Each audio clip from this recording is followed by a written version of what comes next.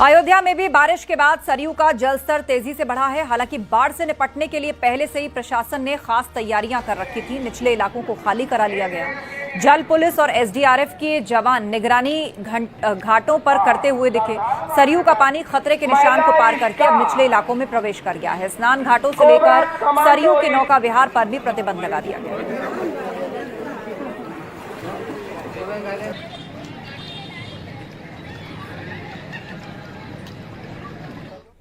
आगरा में चंबल के बाद यमुना नदी का भी जलस्तर लगातार बढ़ रहा है। यमुना के खतरे का निशान 499 मीटर है। अभी यमुना का जलस्तर 492 पर पहुंच गया है।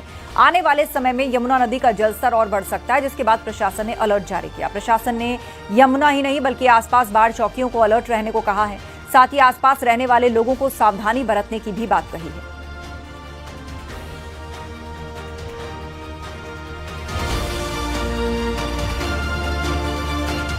सहारनपुर की मां शाकुंभरी यूनिवर्सिटी में भारी बारिश की वजह से जलभराव हो गया। आलम यह था कि यूनिवर्सिटी के वाइस चांसलर को ट्रैक्टर से घर लौटना पड़ा। वहीं बलिया में दूल्हा नाव में बारात लेकर दुल्हन के घर पहुंचा।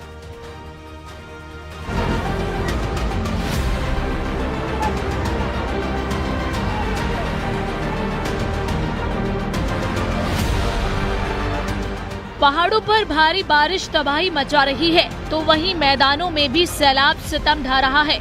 सहारनपुर से ये तस्वीरें सामने आई हैं, जहां हर तरफ बस पानी का डेरा दिख रहा है। बारिश के बाद शाकुंभरी यूनिवर्सिटी पानी में डूब गई है।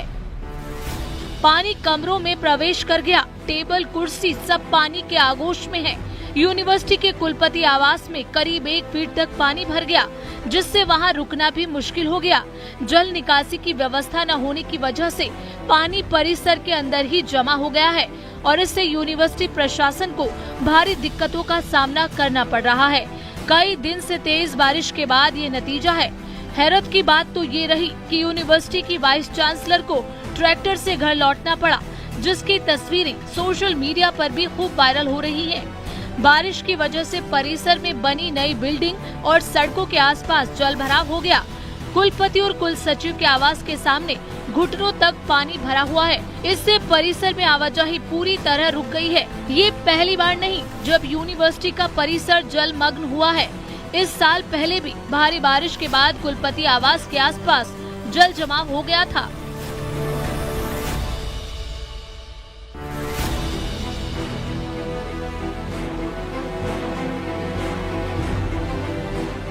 यूपी के दूसरे कई जिलों में भी बारिश जी का जंजाल बन गई है। नदियां उफान मार रही हैं। बाढ़ के बीच एक अलग तस्वीर देखने को मिली। दूल्हा सेहरा बांधकर नाव से उतरा। न बैंड बाजा और न ही ज्यादा चमक दमक। सादगी के साथ दूल्हा बलिया के 82 गांव में अपनी दुल्हनिया को लेने पहुंचा। बिहार से बारात को बलिया आना था, लेकिन लगातार हो रही बारिश बाधा बन रही थी। सड़कें डूब चुकी थी, इसलिए सड़क मार्ग का इस्तेमाल करना खतरे से खाली नहीं था। शादी का दिन फिक्स हो चुका था, जिसे टालना भी मुश्किल था, क्योंकि शादी की तैयारियों में काफी खर्चा हो गया था। इसलिए शादी की तारीख को बदलना भी संभव नहीं हो पा रहा था। इसके बाद दूल्हे के परिजनों ने बारात को नाव पर ले जाने का फैसला किया। नाव पर जब दूल्हा गंगा की लहरों को पार करते हुए बारातियों के साथ बलिया पहुंचा, तो वहां भी लोग दंग रह गए। वहां पर मौजूद लोग इस खास बारात का वीडियो बनाना नहीं भूले।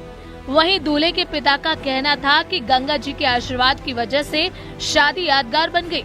सहारनपुर से देवेश त्यागी, बलिया से रत्नेश कुमार सिंह के साथ bureau report, news 18 UP Uttarakhand.